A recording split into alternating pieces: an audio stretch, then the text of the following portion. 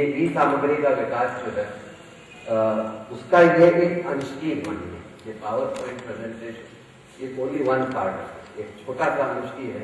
इसके साथ एक लेख होना चाहिए, इसके साथ कुछ एनिमेशन होने चाहिए, इसके साथ कुछ एक पोस्टर और कुछ कविताएं होनी चाहिए, इसके साथ कई सारी चीज जुड़े होने चाहिए ताकि एक कंप्लीट एक संपूर्ण रूप से एक पैकेज बन जाए और तब ये बहुत ही मतलब सुंदर बनेगा। तो मैं जब करीब 2 साल पहले MIT ने घोषित किया था कि open software, open course software उन्होंने घोषित किया कि हम अपने जितने मटेरियल है उसको हम ओपन कर रहे हैं। तो उसको ओपन करके हमने भी देखा और हमने यह पाया कि वो काफी प्रिमिटिव है, काफी प्रारंभिक स्टेज पे ही है, क्योंकि कोई लेक्चर के कुछ जैसे जैसे जैसे सब नोट्स उन्होंने स्कैन करके लगा दिया था और पॉइंट अनक्रिटिकली उन्होंने डाल दिया। अभी भी आप देखें तो ये काफी खराब लगता है। अगर आप उसको गौर से देखें, लेक्चर फिजिक्स के देखें तो लगेगा कि ये किसने बना दिया, ये हम क्यों देखें। तो इससे कोई, इसलिए हम चाहते हैं कि जब ये पूरा स्टेज ही इस सामग्री का विकास का स्टेज बड़ा प्रारंभिक स्टेज पर है, it's at a very primitive stage throughout the world, even in English, this is the right time to start it in Hindi, so that we develop packages which are competitive and much better than packages in English. तो ये सोचकर ही हम इसमें काम कर रहे हैं कि हमारे पैकेज जो हो बड़ा उम्दा हो और बहुत सुंदर हो और इंग्लिश से कई ज्यादा बेहतर। तो इसका ये छोटा सा अंश है नैनो विज्ञान। ये power point is just a part of it, it's not the whole thing.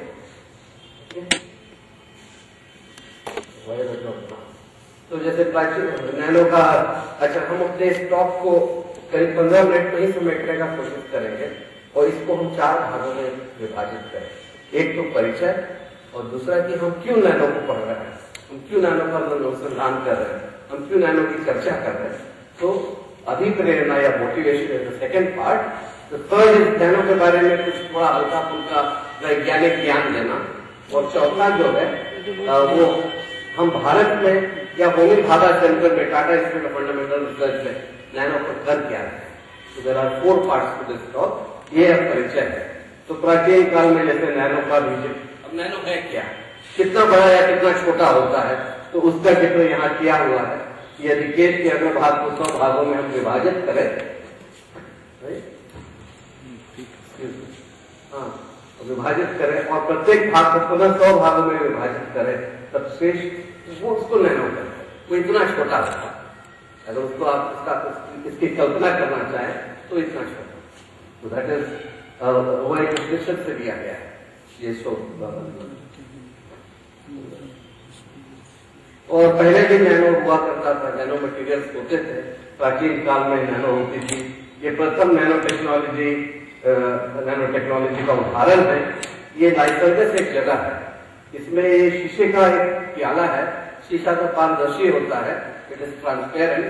ये शीशे का प्याला है और इसमें स्वर्ण के अलग अलग साइज के आकार के नैनो कण डाले हुए हैं।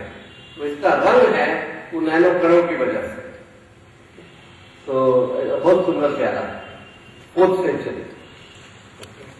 हमारे भारत में भी हम नैनो का प्रयोग करते हैं, लेकिन नॉट डेलिबरेटली। तो जैसे कि काजल को देखिए, जैसे काजल एक अपूर्ण दहन से, मतलब ये तो दिया है, मतलब सरसों के तेल का दिया होता है, उसमें एक पीतल का कजौटा उलाट दें, उसको उसमें क्या करते हैं, कार्बन कलेक्ट कर लें और उसमें करीब 0.1% कार्बन नैनो नलियां होती है, कार्बन नैनो ट्यूब्स होते हैं। तो हमारे पास भी नैनो है, लेकिन ये nano is not of much use, मतलब बाई चांस है जी। ओ तो ये सुंदर एक काजूल लगाई हुई एक स्त्री है, ये प्राचीन काल में लगा रहे थे, ये आधुनिक काल में लगा रहे। तो हम प्राचीन काल से नैनो का प्रयोग करते आए, यही मेरा कहने का उद्देश्य। जी तीसरे वाले पास ज्यादा इंटरेस्टेड थे, तो ये तो काजोल लगाई हुई है।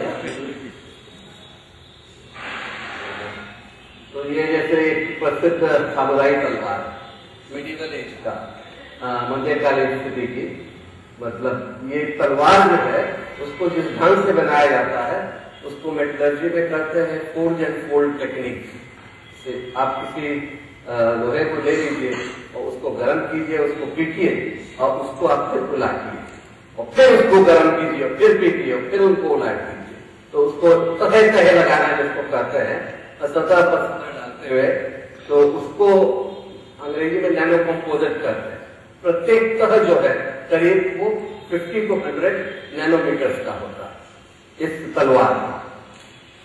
तो मैं इसका उदाहरण हम देते हैं गांव में, जब पटना वगैरह में लेक्चर देते हैं तो हमारे यहाँ पटना के नजदीक सिलाव एक जगह है, वहाँ खाजा बनता है। खाजा भी वैसे ही बनता है, उसको तह तह लगा के उसको अलग अलग तरह से लोग करते हैं। तो उसी तरह ये जैसे मटेरियल नैनो कंपोजिट, वो खाजा नैनो कंपोजिट नहीं होता, वो काफी मोटा होता है, उसका प्रत्येक करीब मोर देन 1 माइक्रोन, 20 माइक्रोन। अब ये देख लीजिए, ये हॉलीवुड का चलचित्र है minority report. It's science fiction, science fiction की बात आई थी। ये साइंस फिक्शन जो राइटर थे, अनफॉर्चुनेटली मतलब दुर्भाग्य हिंदी में साइंस फिक्शन की अच्छी लेख नहीं मिलती, लेकिन this writer is very famous, his name is Philip K Dick. उन्होंने कई लेख लिखे हैं। ये एक छोटी सी लेख पर हॉलीवुड के बड़े प्रसिद्ध निर्माता और निर्देशक स्टीवन स्पीलबर्ग ने मूवी बनाई है माइनॉरिटी रिपोर्ट। तो ये मूवी का जिक्र नहीं करते थे कि हम बताते हैं कि 2050 में स्थित है, मतलब सिचुएशन इन द फ्यूचर। और यहाँ पर एक अखबार है और यहाँ आप देखिए क्या लिखा हुआ है, molecular nano technology question mark mechanical nano device trials very one is being discussed in this newspaper USA today of 2050। इसका ये कोई भविष्यवाणी नहीं, हम ये भविष्यवाणी नहीं कर रहे हैं, ये असल में ये हमारे ऊपर एक टिप्पणी है। It's actually a statement about the present. अब जो भी हो, जो भी वैज्ञानिक, कई वैज्ञानिक की बात करें, वह उसका भाई बंधु बेटा सभी लोग नैनो पर काम कर रहे हैं। जितने भी पंडित्स हैं and policy makers of Delhi, the Mandarin in China, ये सभी नैनो की बात कर रहे हैं। ये हम कहना चाहते हैं कि nano has become very important. आखिर क्यों? तो उसका पहला नाम अभी प्रेरणा के ऊपर हम जा रहे हैं। हमारा पहला पाठ खत्म हो चुका है, परिचय खत्म हुआ और अब हम बताते हैं कि अभी प्रेरणा, व्हाई द मोटिवेशन। तो उसका एक कारण हम बताते हैं। जैसे कि हमारा हाथ है कि करीब 0.2 मीटर मतलब ये चौड़ा होता है और रेत का कण है वो 1 मिलीमीटर है। मानव केश की मोटाई जो है कि करीब 50 माइक्रोन। ये सब आप आंख से देख सकते हैं। ज्यादा से ज्यादा अगर आपको आवश्यकता हो, यह धूम्रकण जो है उसको आप एक सरल लेंस से आप देख सकते हैं। तो जैसे आप छोटे छोटे मतलब आकार पर जाएंगे वैसे वैसे आपको और भी मतलब पहले तो आंख का प्रयोग करना होगा, उसके बाद सूक्ष्मदर्शी का, उसके बाद स्कैनिंग इलेक्ट्रॉन माइक्रोस्कोप का, उसके बाद ट्रांसमिशन इलेक्ट्रॉन माइक्रोस्कोप का। और जब हम नैनो की दुनिया में आ जाते हैं, जैसे कि डीएनए हुआ, डीएनए के रज्जु हुए, उसके लिए हमें स्कैनिंग प्रोब माइक्रोस्कोपी की आवश्यकता पड़ती है। तो technology is only possible, technology तब संभव है जब हम उसको देख सकते हैं, पहले तो उसे देखना होगा और जब हम उनको कंट्रोल कर सकते हैं। उदाहरण में आप बनारसी साड़ियों को ले लीजिए, ये टेक्नोलॉजी करीब 3-4 साल पुराना है, जिसमें हम सोने के धागों का प्रयोग करते हैं। क्यों? क्योंकि सोने का धागा तो की डक्टिलिटी बहुत तन्यता, ductility is very high, but उसको 20 या 30 माइक्रोन तक ले आकर हम कम से कम एक सिंपल लेंस से तो देख सकते हैं। सो आई कैन मेक, हम सोने का धागा बना सकते हैं, ये टेक्नोलॉजी है, और इसे हम देख सकते हैं और उसको हम रिपीटेबिलिटी ला सकते हैं, बार बार उसी तरह से, उसी आकार का, उसी विड्थ का, उसी चौड़ाई की हम बना सकते हैं। तो technology is possible if you first see it and then if you can control it. तो सीइंग इज पॉसिबल, और ये नैनो टेक्नोलॉजी बिकेम पॉसिबल, संभव हो गया जब इस स्कैनिंग प्रोब सूक्ष्मदर्शी का आविष्कार हुआ 1981 में बाय विनिग एंड रोहलर, दो IBM के साइंटिस्ट थे। इन्होंने स्कैनिंग प्रोब माइक्रोस्कोपी का आविष्कार किया, स्कैनिंग इलेक्ट्रॉन माइक्रोस्कोपी नहीं, but this is called scanning atomic force microscopy, scanning tunnelling microscopy. इसका आविष्कार इन दोनों व्यक्तियों ने किया था और इसके लिए इन्हें 5 साल के बाद नोबेल पुरस्कार भी दिया है। तो हमारे कहने का अर्थ यह है कि हम अंधे थे, नैनो के संदर्भ में हम अंधे थे और विनिग एंड रोहलर ने हमें दृष्टि दी और तब नैनो पॉसिबल था। इसके पहले भी नैनो था लेकिन उससे हम कुछ कर नहीं पाते। दूसरी हमें प्रेरणा यह है, ये तो एक बहुत ही फेमस लेख है फाइनमैन की, जिसमें उन्होंने कहा था कि धरातल पर असीम संभावनाएं हैं, लेकिन दूसरी हमें प्रेरणा यहां से आती है कि इलेक्ट्रॉनिक इंडस्ट्री से। एक तो हम उसे देख सकते हैं तो कौन सी बड़ी बात है। दूसरी बात यह है कि डिजिटल पदार्थों का अध्ययन जब करने जाए तो वह करीब 10-15 साल के बाद नैनो अवस्था में आ जाए। सूक्ष्म से सूक्ष्मतर इलेक्ट्रॉनिक उपकरणों का विकास वर्तमान में माइक्रोन से भी सूक्ष्म अवस्था में आ चुकी है। राइट नाउ अभी हमारा जो स्टेज है उसको हम ULSI करते हैं, अल्ट्रा लार्ज स्केल इंटीग्रेशन। इसके पहले जैसे 1960 में वगैरह हम स्मॉल स्केल इंटीग्रेशन में, जिसमें कि एक सिलिकॉन का चिप ले लें, उसमें आप 2 या 3 ट्रांजिस्टर डाल सकते हैं, उसको SSI करते हैं। उसके बाद लेट 1960s में हम 10 साल के बाद, करीब 5-10 साल के बाद MSI स्टेज पर आए, मीडियम स्केल इंटीग्रेशन, जिसमें हम करीब 10 से लेकर 100 तक ट्रांजिस्टर एक सिलिकॉन के चिप पर डाल सकते हैं। अब जितने भी आप औजार देखें इलेक्ट्रॉनिक्स, जैसे कि इंस्ट्रूमेंट है, जिसमें जो क्या करते हैं चिप जो है, इंटेल का चिप जो है, उसमें करीब 1 लाख तक ट्रांजिस्टर्स या डिवाइस है। That is called ultra large scale integration. बृहद स्तर एकीकरण जिसको कहते हैं, पहले था लघु स्तर एकीकरण और अब हम बृहद स्तर एकीकरण पर आ गए हैं। तो प्रत्येक डिवाइस, प्रत्येक ट्रांजिस्टर का आकार जो है करीब 1 माइक्रोन या 0.7 माइक्रोन पर आ गया। अब निश्चित है कि अगले 10-15 साल में ये नैनो आकार में आ जाए, इसलिए हमें नैनो को देखना ही नहीं, उसको समझना जरूरी है कि उसको हम कैसे कंट्रोल कर सकते हैं। दूसरा है कि एक ही चिप पर प्रकाश और इलेक्ट्रॉनिक्स दोनों हो, ये अभी तक संभव नहीं रहा। इसका मैं आपको एक उदाहरण है, जैसे कि वो जो इंटेल का चिप इस कंप्यूटर में लगा है, it is good for electronics, it is not good for optics. Optics नहीं का प्रकाश के लिए कोई मतलब कोई उपयोगी नहीं है। Silicon is not good for optics, it's good for electronics. और ये जो आपके पास होगा क्या कहते हैं पॉइंटर, जो कहते हैं laser pointer, this is gallium arsenide, it is good for optics, it is not good for electronics. ये जो देख रहे हैं जैसे ये गैलियम नाइट्राइड से बना हुआ, ये हरा जो लाइट है, this is good for optics, not good for electronics. तो पूरे सेमीकंडक्टर इंडस्ट्री का एक ध्येय रहा है, उसको कहते हैं द होली ग्रेल, मतलब जो खोज रही है कि कैसे प्रकाश और इलेक्ट्रॉनिक्स दोनों एक ही चिप पर हम ले आए, ये नैनो से संभव। और तीसरा तो यह है कि हमारे जीवन का आधार जो है एलिमेंट्री लाइफ और नैनो एक ही समान है, तो नैनो मेडिसिन की एक पॉसिबिलिटी है। तो इसी को जैसे कि अर्धचालक उद्योग के मूल मंत्र जो है, आकार कुछ भी हो इसे छोटा कीजिए, that is the reason why we are in nano. Okay, वेग कुछ भी हो, स्पीड कितना भी हो, जैसे हमारी इसका स्पीड करीब है करीब 1 गीगाहर्ट्ज, तो हमें 1 टेराहर्ट्ज चाहिए, इसे तीव्रतम कीजिए। कार्य कुछ भी हो, इसकी क्षमता है। कार्य का मतलब ये हुआ कि जैसे कि हमारे पास मोबाइल है, पहले सिर्फ बातचीत के लिए होता था, इसके बजाय हमें इसमें रेडियो भी चाहिए, इसमें इंटरनेट कनेक्टिविटी भी चाहिए, इसमें GPS पोजिशनिंग भी चाहिए, हमें सब कुछ चाहिए। So you have to increase the function of this, that is the goal of the semiconductor industry. तापमान कुछ भी हो, अभी इस पे जब ये काम करने लगेगा, क्योंकि एक चिप में आप 1 लाख ट्रांजिस्टर डिवाइस आप डालेंगे, काफी गर्म हो जाए, इसलिए तापमान को कम रखना अति आवश्यक है, तो उसे ठंडा कीजिए। एंड द एक्सपोनेंशियल लॉ कि हर 10 साल में या हर इनफैक्ट नॉट इवन हर 10 साल में, हर 2 साल में हर एक चिप पर the number of transistor you can put double हो जाए। अगर इस साल आप 100 डाल सकते हैं तो 2 साल के बाद 200 डाल पाएंगे, फिर 400 डाल पाएंगे। तो ये एक्सपोनेंशियल लॉ जो है, जो गॉर्डन मूर ने दिया है, गॉर्डन मूर इंटेल के मतलब सेमीकंडक्टर इंडस्ट्री के मसीहा माने जाते हैं और इंटेल के संस्थापक रहे हैं। इनका कहना है कि हर एक्सपोनेंशियल लॉ यही कहता है कि हम नैनो की दुनिया में जल्द ही पहुंचने वाले हैं, इसलिए बेहतर है कि उसको हम समझे और उसको हम कंट्रोल में ले आए। Introduction is over.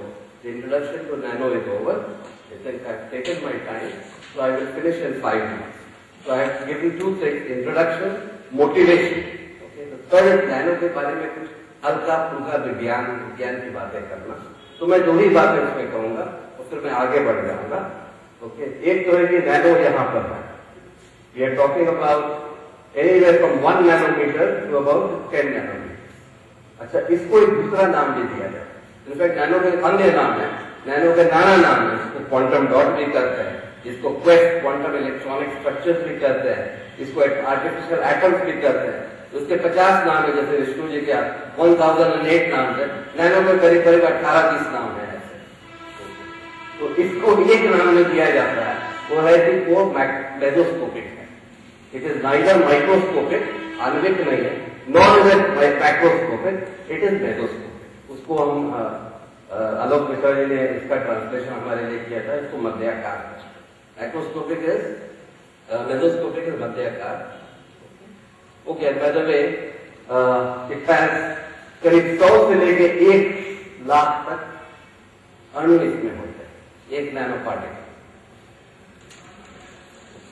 और फिर एक बार जो हमने कहा था नोबेल लाइफ कप के बारे में, इसको दोहराते हैं कि जैसे ये गोल्ड पार्टिकल, गोल्ड नैनो कण है, अगर इनका आकार 25 नैनोमीटर हो तो ये लाल होता है, पीला नहीं होता।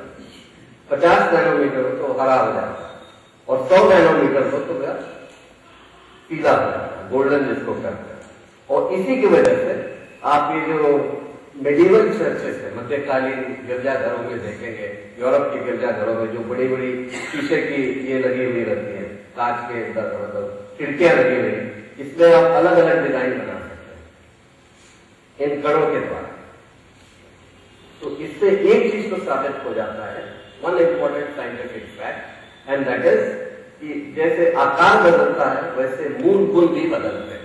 तो पहले बच्चों को यही बताना होगा कि, या स्टूडेंट को, छात्र को, कि जैसे आकार बदलते हैं तो गुण बदलता है, मूल गुण की बात करें।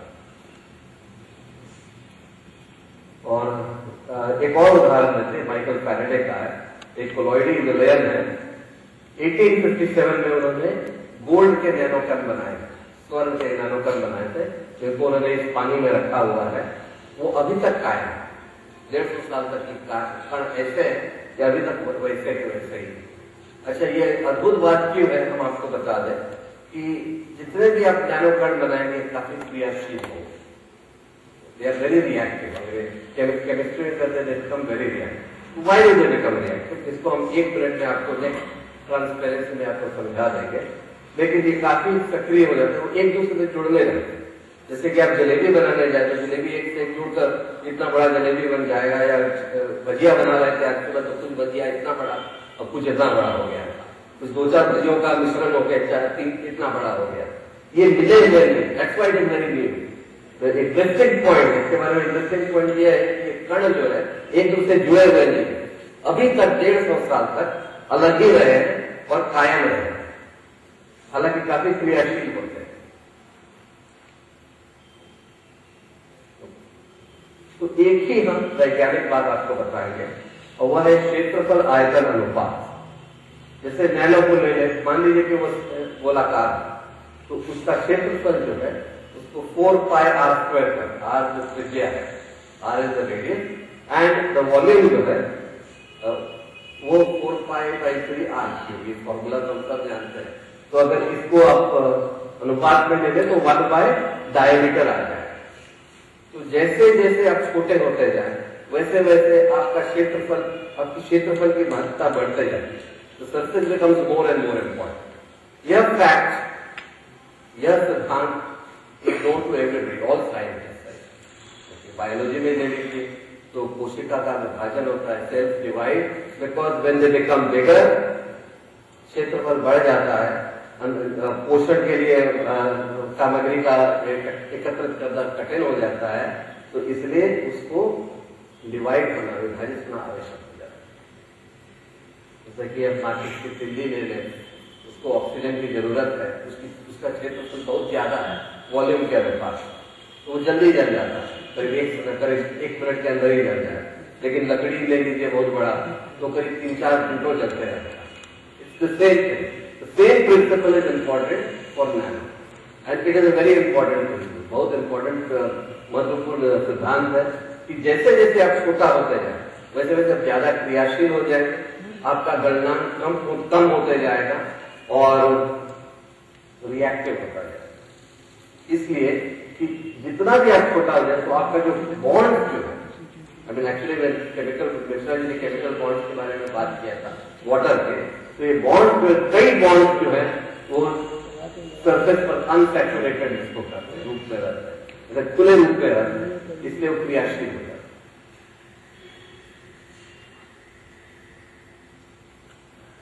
That is all that I wanted to say about the scientific part. The other part is that इसमें जैसे आप छोटा होते जाए वैसे आपका ऊर्जा अंतराल, सेमीकंडक्टर का ऊर्जा अंतराल बढ़ते जाता है।